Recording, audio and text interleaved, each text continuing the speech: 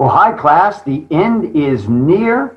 One more speech to do, and you are set for the semester. And if you kind of noticed this week right here, this is kind of a little catch-up week in the sense that those of you that still need to get your informative speech turned in, you have time to still get it in this week. And then those of you that are already done, you can kind of get a head start on working on the persuasive speech, which will be your last big presentation. You do a little farewell speech at the end, but that's just like your introductory video, real easy, real short. And so one more major speech after the informative, that will be the persuasive speech. And for most of you, you're already there as far as being really good, effective speakers. You know a lot of the techniques, you know how to put a speech outline together, how to get your transitions in, how to incorporate the source citations into the flow of the speech. And now on that last speech, let's just take it to the next level. Let's just really try to maximize your full potential as a speaker. And a great way to do that is to really master the art of using vocal variety to really make sure that you're changing up your rate and volume. That just gives you so much more control over the audience. In fact, really, when it comes to public speaking, your two most effective weapons when it comes to capturing the attention of the audience and maintaining their attention all the way through the speech, look at your audience, maintain that good eye contact with your audience, and then really learn how to change up your rate and volume. Sometimes you're talking a little bit faster, a little bit louder. Other times you want to mix in a little longer pause, slow down, and soften your tone. Really good public speakers can literally control the physicality of the audience in terms of moving them back and then pulling them forward just by using their voice effectively. So I'd really like, and that is a really effective tool, especially when it comes to persuasive speaking. And persuasive speaking is by far the most challenging aspect of public speaking, right? It's one thing to, talk about your favorite restaurant or movie. Another thing to give us information about a relevant or significant topic. Getting people to do what you want them to do is challenging. And that's exactly what we're doing with the persuasive speech. So you've really got to maximize all of your tools, all of the tricks of the trade when it comes to public speaking to get people to take some kind of action. But if you can learn how to do that, oh my goodness, what a powerful tool you have in your toolbox. So with the persuasive speeches, you basically have two kinds of speeches, and you've demonstrated, most of you, with your brainstorming for topics for the persuasive speech, where I also ask you to identify the topic as either a behavioral persuasive or an attitudinal persuasive. Those are the two different kinds of persuasive speeches. The behavioral persuasive speech is where you really want to focus on motivating the audience to take action to solve a particular problem. The attitudinal speech is where you are focusing more on an issue of controversy. You're not really trying to motivate the audience to take action. You're just trying to change their mind or their stance on a particular issue. And a good way to really figure out the difference when you come up with your topic for your persuasive speech, just kind of ask this question. Would most people believe that this is a problem, right? That this is bad, this is something that needs to be fixed? And if the answer is yes, then that would work better as a behavioral persuasive speech. If you look at the topic and you go, well, some people might agree, some people might disagree, then that would work better as an attitudinal persuasive speech. So let's say I came up with the topic of mental health and depression, right? Well, if you think about it, and I ask most people, okay, well, how do you feel about depression? Most people would agree it's a problem to be solved. You wouldn't find folks, no, depression's good. I got to get some more of that. I like feeling sad all the time. No, you probably wouldn't get that, right? So that kind of confirms people agree that the problem exists. So the focus of the speech would then be, what action can we take to solve the problem? But let's say that I want to advocate for a federal mandate to legalize marijuana in all 50 states. Well, you would probably get some pushback on that. You would probably get some people who say, no, I don't think that's a good idea, right? That could actually increase drug abuse. And so that would work better as an attitudinal persuasive speech where you're trying to change the mind of the audience on a particular issue.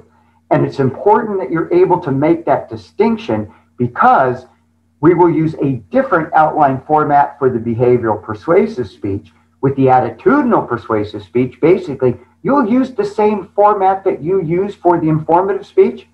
And really the only thing that will change is each of your main points should be a major argument that supports your take on the issue. So if I'm advocating for a federal mandate to legalize marijuana, then I would try to come up with the 3 strongest arguments that would convince people to support that. And just a little strategic idea, when you're dealing with attitudinal persuasive speeches, I think it's always good to try to anticipate what a major counter argument would be to that particular issue and have a main point that kind of rebuts that argument that the audience would be thinking while you're going through the speech. And so if you're doing a speech on legalizing marijuana, as I mentioned before, you probably have some folks that would think it's going to increase drug abuse overall. So maybe as an argument, as one of my main points, I would have an argument that says, and this will actually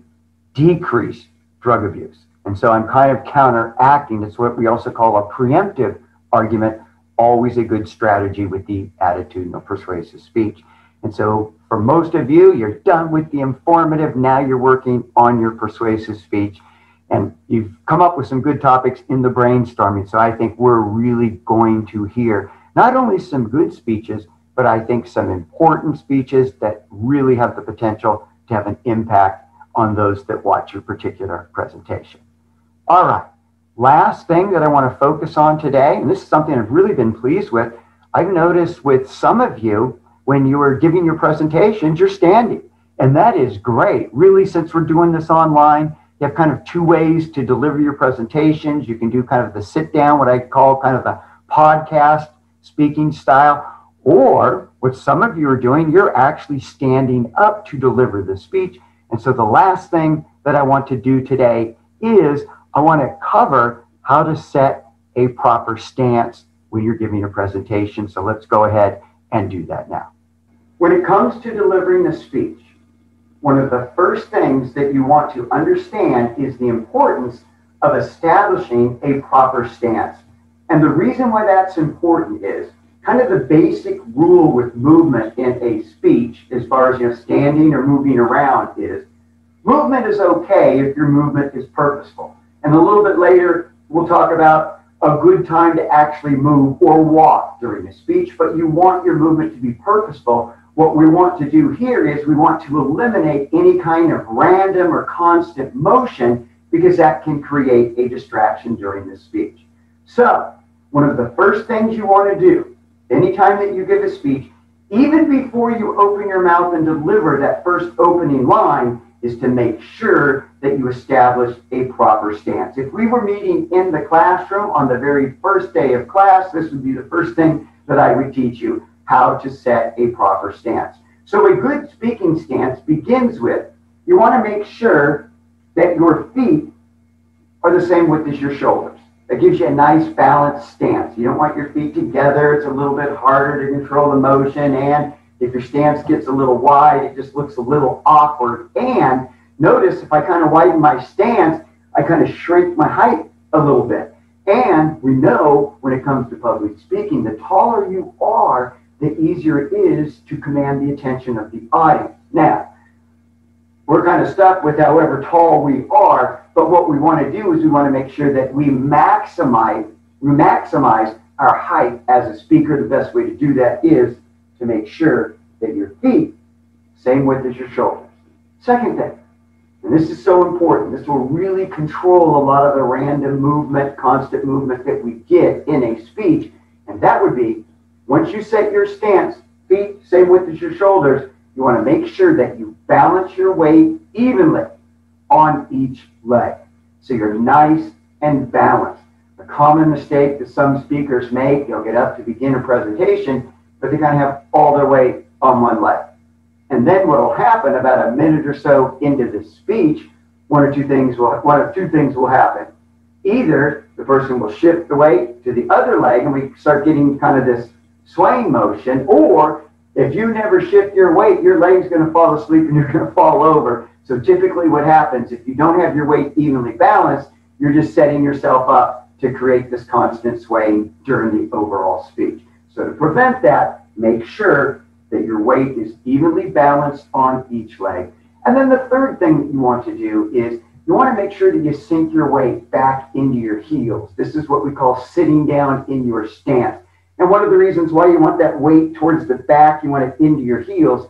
Most of us, when we're giving a presentation, we've got that little extra rush of energy and adrenaline. And if we really don't sink our stance back into our heels, then we kind of get up on the balls of our feet, right? And then we kind of get that bouncy motion right there. Any of you ever been to a Pentecostal church? You see the preacher, and I say unto you, right? That's because all the weight is forward. That creates a distraction. So you want to make sure that you sink your weight back into your heels. So when it comes to public speaking, it all begins by establishing your stance first. And you want to set your stance and establish your presence as a speaker even before you say that opening line. And so really, if you want to have the maximum opportunity to really grab the attention of the audience and to pull them into the presentation, you'll begin your speech with the set attention getter. But before you begin with that attention getter, you want to make sure that you establish your stance. And then I always tell students, even before you say that opening line, you want to get eye contact with two students. So it's kind of like bam, bam. Then I'll look at the third audience member. As I look at that audience member, then I begin with my set attention getter. And when it comes to public speaking, always begin with your set attention getter. You don't want to get up and begin a speech with what I call meta communication. That's just kind of the random info. Hey everybody, how you doing? Okay, I'm going to get into my speech now. Okay, Mr. Falk, you ready? Okay, cool. As I was walking through no, that's just a distraction. You want to make sure so you can really grab the attention of the audience. When you're called on to speak and you stand, you come on up in front of the audience, set that stance. As I was walking through the streets of China one day, I came upon, and now you're into the presentation. So if you really want to speak like a pro, it all begins with establishing a proper stance when you're standing to give a presentation. All right, class, so that does it for today's Zoom recording. And then the last thing, a few of you are still trying to figure out, and you're doing some assignments that you don't have to do, you're not responsible for. So I've actually just a little review on how to navigate Canvas and to stay on the modules. So you're only doing the assignments that you're responsible for, right? All right, so let's take a look at Canvas. And again, for this class, if you don't see an assignment listed in any of the modules, you're not responsible for that assignment.